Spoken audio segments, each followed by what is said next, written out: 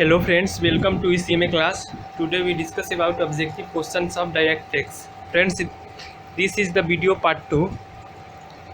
In previous video we also upload more objective questions. Friends, before I start, please share the video and subscribe my channel. Let's start friends. First question. Net annual value of a self-occupied property treated as such is. Self occupied property का NAV क्या treat किया जाएगा? First option fair rent, option B nil, option C reasonable expected rent, option D none of above. Friends, in case of self occupied property जो NAV होता है वो हमेशा नील होता है और इस पर स्टैंडर्ड डिडक्शन जो 24A का 30% होता है वो भी नहीं मिलता है, इसलिए इसका राइट आंसर जो होगा वो बी होगा.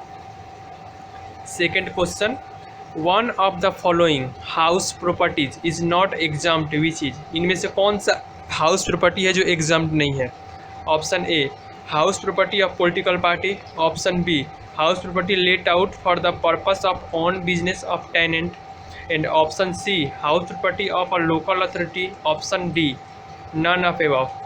फ्रेंड्स, इसमें जो option B house property let out for purpose of own business है, यानी अपने बिजनेस के पर्पस से हम लेट आउट करते हैं तो जो उससे इनकम होता है वो टैक्सेबल होता है. पॉलिटिकल पार्टी और लोकल अथॉरिटी वाला का जो हाउस प्रॉपर्टी का इनकम होता है वो एग्जाम्प्ट होता है, इसलिए यहाँ पे राइट आंसर बी होगा. Next question, question 3. A house property located outside India. और हाउस प्रॉपर्टी अगर आपका आउटसाइड इंडिया लोकेटेड है तो क्या होगा, वो किसके हाथ में टैक्सेबल होगा? Option a taxable in hand of all SSC, क्या ऑल एसएससी के हैंड में होगा, या ऑप्शन बी नॉन रेसिडेंट के केस में, नॉन रेसिडेंट के हैंड में, ऑप्शन सी ऑर्डिनरी रेसिडेंट के केस में, या ऑप्शन डी है एग्जाम्प्ट होगा इन इंडिया. फ्रेंड्स, इसका राइट आंसर जो होगा वो सी होगा, जो ऑर्डिनरी रेसिडेंट है उसके हैंड में जो प्रॉपर्टी लोकेटेड आउटसाइड इंडिया है वो टैक्सेबल होगा. ओके फ्रेंड्स, नेक्स्ट क्वेश्चन पे चलते हैं. फ्रेंड्स, जो हाउस प्रॉपर्टी में डिडक्शन मिलता है उसका सेक्शन 24A है, उसी के बारे में पूछ रहा है कि deduction under section 24A is. तो इसमें आपको मैं बता दूं कि ऑप्शन ए है 30% ऑफ NFE, ऑप्शन बी है 30% ऑफ GAP, ऑप्शन सी है 30% of actual rent, and option D none of above. Friends, यहाँ पे आपको यहाँ पे ध्यान देने की बात है फ्रेंड्स, आप कि जो 30% होता है वो GAB यानी ग्रॉस एनुअल वैल्यू पे नहीं होता है, NAV पे होता है. तो इसलिए जो 30% आप चार्ज करोगे वो हमेशा NAV पे चार्ज करोगे, इस बात को आप याद रखना है. इसका राइट आंसर ए होगा. Fifth question, deduction under section 24A is not available when. जो 24A स्टैंडर्ड डिडक्शन है जो 30% ऑफ NAV मिलता है वो किस पे नहीं मिलता है उसके बारे में पूछ रहा है फ्रेंड्स. ऑप्शन ए है NAV value is zero, option B NAV is positive, option C NAV value is zero और negative, and option D none of above.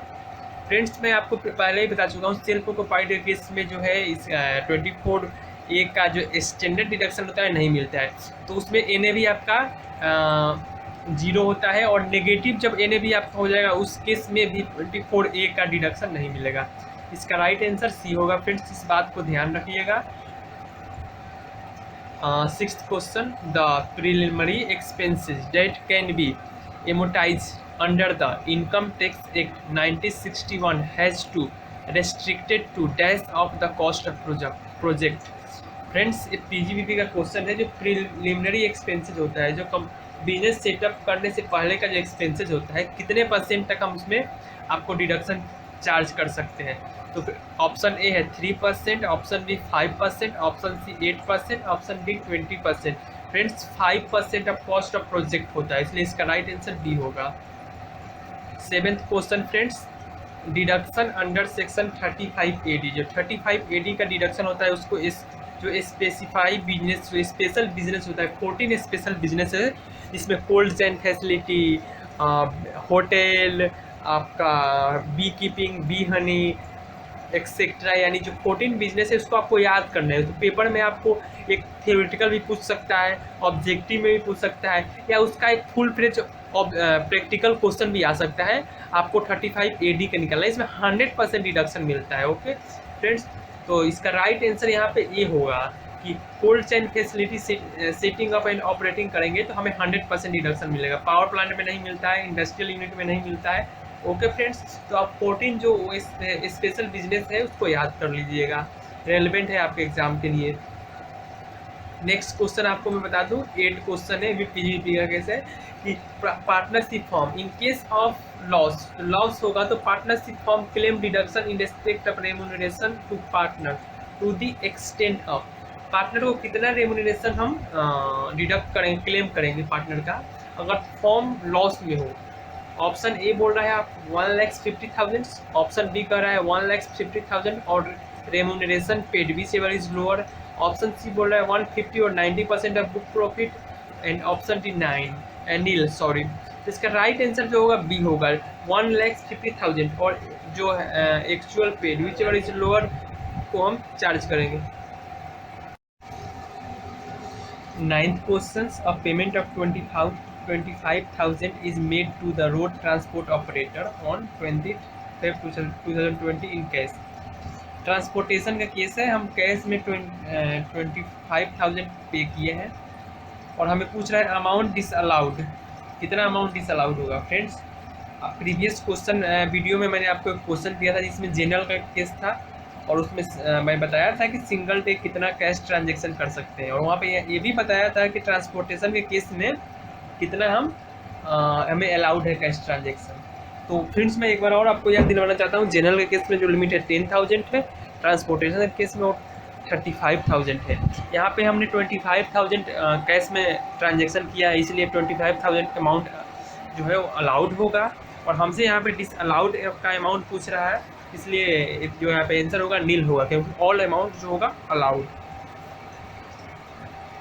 10th question है, under section 54 cap gain will be allowed as exemption if the house property under transfer is held for. Friends, 54 का जो exemption तब मिलता है जब house property हमारा long term nature का हो। ओके,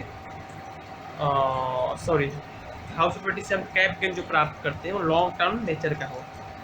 तो house property more than 24 month अगर हम अपने पास रखते हैं, देन उसको परचेज करते हैं, ट्रांसफ़र करते हैं, देन तभी वो लॉन्ग टर्म होगा, तो इसलिए इसका राइट आंसर डी होगा। 11th क्वेश्चन में आपको बता दूं, cap gain on slump sale is, slump sale में जो होगा, स्लम सेल करेंगे तो कौन सा कैप गेन होगा, यहाँ पर लॉन्ग टर्म, शॉर्ट टर्म, इस बारे में पूछ रहा है। फ्रेंड्स, वो डिपेंड करेगा सिचुएशन के अकॉर्डिंग कि हम कितने पीरियड तक होल्डिंग किए हैं कैपिटल गेन को। 12th question, personal effect do not cover the following, option A immovable property, option B drawings, option C jewellery, and option D all of above. Friends, cap gain में, capital gain chapter में personal कोई property जो सामान हमारा होता है, property होता है, जैसे कार हुआ, पर्सनल यूज़ के लिए एसी हुआ, और उसको सेल करते हैं तो उस पर कैप गेन नहीं होता है, क्योंकि उसको कैपिटल एसेट्स के डिफिनेशन में उसको कवर नहीं होता है। ओके फ्रेंड, बट कुछ उसमें एक्सेप्शन है, उसी एक्सेप्शन के बारे में पूछ रहा है। तो कौन कौन से एक्सेप्शन है जो यहाँ पे, इमूवेबल प्रॉपर्टी है, ड्राइंग्स है, ज्वेलरी है, और भी है 2-3, इसलिए इसका राइट आंसर यहाँ पे डी होगा। 13 question, profit on sale of rural agriculture land is, option A not taxable as it is agriculture income, option B not taxable under the head cap gain but under the head income from other source, option C बोल रहा है कि rural agriculture land है इसलिए and उसको capital asset नहीं consider करेंगे, option D बोल रहा है कि टैक्सेबल होगा। फ्रेंड्स, मैं आपको बता दूं कि और अगर यहाँ पे अर्बन एग्रीकल्चर लैंड होता तो टैक्सेबल होता, क्योंकि उसको कैपिटल एसेट्स में कंसिडर करते, लेकिन रूरल एग्रीकल्चर लैंड को कैपिटल एसेट्स के डेफिनेशन में कवर नहीं करते हैं, इसलिए राइट आंसर यहाँ पे सी होगा। 14 question friends, short term capital gain on sale of equity share through stock exchange, important question है। मैं फ्रेंड्स इसको इंपॉर्टेंट मार्क कर लीजिएगा।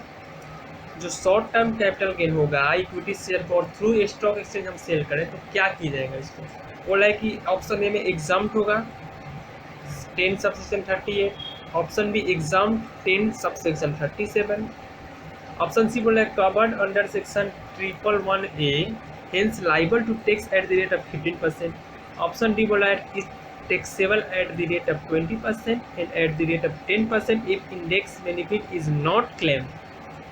फ्रेंड्स, इसका राइट आंसर होगा सी होगा, अंडर सेक्शन 111A जो शॉर्ट टर्म कैपिटल गेन जो होता है उसको 15% के रेट से टैक्स लगाते हैं उस पर।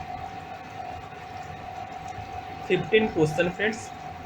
While computing taxable interest on delay compensation, a standard deduction is allowed at the rate. Delay compensation पे हमें इंटरेस्ट मिलता है तो कितना परसेंट स्टैंडर्ड डिडक्शन अलाउड होगा। तो फ्रेंड्स मैं आपको बता दूँ अदर सोर्स का क्वेश्चन है और 50% के रेट से स्टैंडर्ड डिडक्शन अलाउड होगा। 50 यानी 50। राइट आंसर यहाँ पे ए होगा। और ये भी ऑब्जेक्टिव के पॉइंट ऑफ व्यू से तो नहीं है बट सब्जेक्टिव जो 2 नंबर 3 नंबर के question income from other source के आएंगे उसके लिए रेलेवेंट है। तो मान लो आपको एक समझाता हूँ, यहाँ पे 1 लाख रुपये आप इंटरेस्ट अगर आप रिसीव किए तो आपको 50% जो होगा स्टैंडर्ड डिडक्शन मिलेगा। 50% यानी 50,000 एंड 50,000 टैक्सेबल होगा income from other source. 16 question. And individual purchase painting उसने परचेज किया है 5 लाख में। फेयर मार्केट वैल्यू है 5,25,000 का। अदर सोर्स का कंसेप्ट है फ्रेंड्स। मैं इस कंसेप्ट को समझा देता हूँ, आपको ऑब्जेक्टिव पढ़ने में आसानी होगा। ऑप्शन पढ़ने की कोई जरूरत नहीं है, टाइम वेस्टिंग ऑफ टाइम है। 56 सबसेक्शन 2 क्लॉज 10 बोलता है कि कोई भी अच्छा इंपॉर्टेंट सेक्शन है, अगर इनकम फ्रॉम अदर सोर्स से कहीं से क्वेश्चन आएगा तो यहाँ से आ सकता है, ये आने का चांस है, इसलिए इसको अच्छे से कीजिएगा। प्रैक्टिकल क्वेश्चन भी आ सकता है। इसमें होता क्या है कि मूवेबल प्रॉपर्टी हम सेल कर रहे हैं और जो डिफरेंस बिटवीन अगर फेयर मार्केट वैल्यू और एक्चुअल कंसिडरेशन में 50,000 से एक्सीड है, 50 यानी 50,000, देन तो टैक्सेबल होगा। अगर विद इन उस लिमिट्स के अंदर है, मान लो 45,000, 25,000, 35,000, तो टैक्सेबल नहीं होगा। यहाँ पे हमारा कितना डिफरेंस है 25,000, इसलिए इन कुछ टैक्सेबल नील टैक्सेबल होगा। और इसका राइट आंसर यहाँ पे सी होगा। मैं एक बार ऑप्शन पढ़ के दिखा देता हूँ। नील यानी नील में बता दिया पढ़ ले क्यों होगा उसके बारे में दिया है। Age difference between market value and actual consideration. Market value यानी फेयर मार्केट वैल्यू है 5,20,000, 25,000 एंड एक्चुअल कंसिडरेशन यहाँ पे 5 लाख है। उन दोनों के बीच डिफरेंस कितना है 25,000। हमें कितना होना चाहिए एक्सीड टैक्सेबल के लिए 50,000 से एक्सीड होना चाहिए। ओके फ्रेंड्स, तो इसलिए इसका राइट आंसर आप सी होगा। अच्छे से पढ़ना फ्रेंड्स।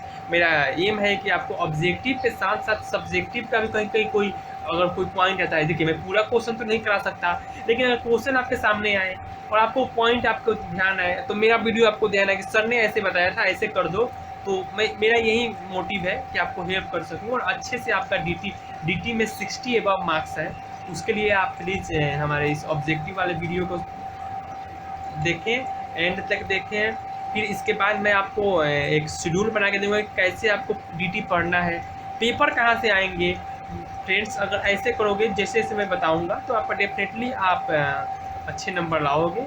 और ये मेरा खुद का एक्सपीरियंस है, अभी तक बहुत लोगों को एक्सपीरियंस मैंने शेयर किया है और उन्होंने इसे अचीव भी किया है। और अब आपकी बारी है फ्रेंड्स। ओके फ्रेंड्स, 17 क्वेश्चन मैं आपको समझाता हूँ। 56 सबसेक्शन 2 क्लॉज 10 का ही है। आप मैं सीधी बात है, आपका टाइम वेस्ट नहीं करूँगा कि करेंगे प्रोविज़न है किस किस पे अप्लीकेबल होगा। जब आप स्टडी में पढ़ोगे ना तो वहाँ पे फर्स्ट लाइन में लिखा है कि this section is applicable any person. और फ्रेंड्स आप तो पढ़े एनी पर्सन, आपको नहीं समझाया जाए, पेपर में जाओगे और आपके पास 4 ऑप्शन आ गए तो फिर आप कहोगे एनी पर्सन बोला है यहाँ पे, तो ऑल एसएससी है, कॉर्पोरेट एसएससी है, इंडिविजुअल है। इसलिए फ्रेंड्स आप अच्छे से समझें। मेरा मोटिव है कि आपको ऑब्जेक्टिव ऐसा समझा दूँ कि कैसे भी ऑप्शन में दे, कहीं भी दे, आप डायरेक्ट उसका राइट आंसर करके और आप टाइम अपना कंज्यूम कर सको। तो एनी पर्सन का मतलब होता है ऑल एसएससी फ्रेंड्स, इसलिए इसका राइट आंसर ए होगा। 18 क्वेश्चन। और फ्रेंड्स मैं एक और बात बता दूँ, कोई भी सजेशन इस वीडियो में के बारे में आपको देना हो, मेरे स्पीड के बारे में, कोई डाउट हो डीटी में किसी भी प्रकार का, आप कमेंट बॉक्स में स्टडी मेट का पेज नंबर और टॉपिक लिख के दे दो, डेफिनेटली उसका वीडियो आपको प्रोवाइड कर दिया जाएगा हमारे चैनल पे। और आप, मेरा मोटिव है कि आप डीटी अच्छे से पढ़ो और एकदम इजी वे में पढ़ो। जितना टाइम आप अकाउंटिंग में लगाते हो, लॉ में लगाते हो, कॉस्टिंग, उसके हाफ टाइम भी आप अगर यहाँ पे लगा दो, देन आप अच्छे मार्क्स ऑब्टेन करोगे डीटी। और आपको फाइनल में भी डीटी पढ़ना है तो इंटरमीडिएट में आपका डीटी अच्छा होगा, देन फिर फाइनल में भी अच्छे से पढ़ोगे। 18 question. A person is deemed to have substantial interest in a company if he is। substantial interest का मतलब कुछ परसेंटेज होता है। अब परसेंटेज कितना होता है, पहले मैं ऑप्शन पढ़ के यहाँ पे सुनाता हूँ। यहाँ कुछ समझाने लायक खास है नहीं, आपको याद रखना है यहाँ पे। कि ऑनर जो होना चाहिए एटलीस्ट 20% ऑफ इक्विटी कैपिटल उसका होना चाहिए। नेक्स्ट में बोला 25%। सी में बोला है 10% प्रॉफिट मिलना चाहिए, और डी बोल रहा है कि वो एम्प्लॉय होना चाहिए। फ्रेंड्स यहाँ पे राइट आंसर ए होगा। उसको 20% अगर इक्विटी शेयर कैपिटल है उसका, इक्विटी शेयर कैपिटल का 20% वो ऑनर है, देन वो उसको मानेंगे substantial interest. 19 question, unabsorb business loss can not be carry for more than, option A 7 year, option B 8 year, option C 10 year, option D 12 year. Friends इसका right answer B होगा 8 year. But unabsorb अगर depreciation होता तो यहाँ पे infinite period होता। Okay, और यहाँ से फ्रेंड्स देखो मैं यहाँ भी बता दूँ आपको कि कभी कभी होता है जो क्वेश्चन आने का जो इस आपके पेपर में है ऑब्जेक्टिव, एक ऑब्जेक्टिव कहाँ से आएगा, यहाँ से आएगा, और एक कहाँ से आपको याद करना है, सेटअप चैप्टर में आपको एक आपके बुक में दिया होगा एक फॉर्मेट टेबल बना के कि कौन से इनकम कितने साल के लिए हम सेटअप कर सकते हैं और किसके साथ सेटअप कर सकते हैं, अच्छे से कर लेना friends. Last question 20 question, long term capital loss can not be adjust against. Friends इसको सीधी बातों में बता दूँ आपको, आप समझ लेना लाइफ टाइम के लिए याद रहेगा। आपके घर में अगर आप छोटे भाई हो, आपके एक बड़े भाई हैं, आप हमेशा अपने बड़े भाई से पैसे मांगते होंगे, भैया मुझे क्लास जाना है पैसे दे दो, वो दे देते हैं। लेकिन कभी आपने जो आपके बड़े भाई आपसे पैसे मांगे, सेम कंसेप्ट यहाँ भी लगेगा फ्रेंड्स। जो लॉन्ग टर्म इक्वल टू बड़ा भाई, शॉर्ट टर्म इक्वल टू छोटा भाई। शॉर्ट टर्म जब चला जाएगा लॉन्ग टर्म के पास एडजस्ट करने के लिए, वो खुद से भी हो जाएगा, लेकिन लॉन्ग टर्म खुद से होगा, शॉर्ट टर्म से नहीं होगा। इसलिए इसका राइट आंसर क्या होगा, यहाँ पे सी होगा। Thank you for watching, like share and subscribe my channel. Friends lockdown का समय चल रहा है, किसी प्रकार का हेल्प चाहिए आपको इंटरमीडिएट इस बार कैसे भी निकलना है, आपके पास एक्स्ट्रा टाइम है, अच्छे से पढ़ें। और कोई भी प्रॉब्लम हो किसी भी सब्जेक्ट का, हमारे पास टीचर अवेलेबल है, अलग अलग फैकल्टी हैं। आप हमारे कमेंट बॉक्स में डाल दें कि आप मुझे ये वीडियो चाहिए, मुझे यहाँ प्रॉब्लम है, मुझे और आपको एक बात और बता दूं कि जो भी हम प्रॉब्लम सॉल्व करेंगे अपने स्टडी मेट से ही सॉल्व करेंगे, इसलिए क्योंकि यही पेपर में आता है। तो आप वहाँ का पेज नंबर और कौन सा टॉपिक है लिख के हमारे कमेंट बॉक्स में दें, और डेफिनेटली आपका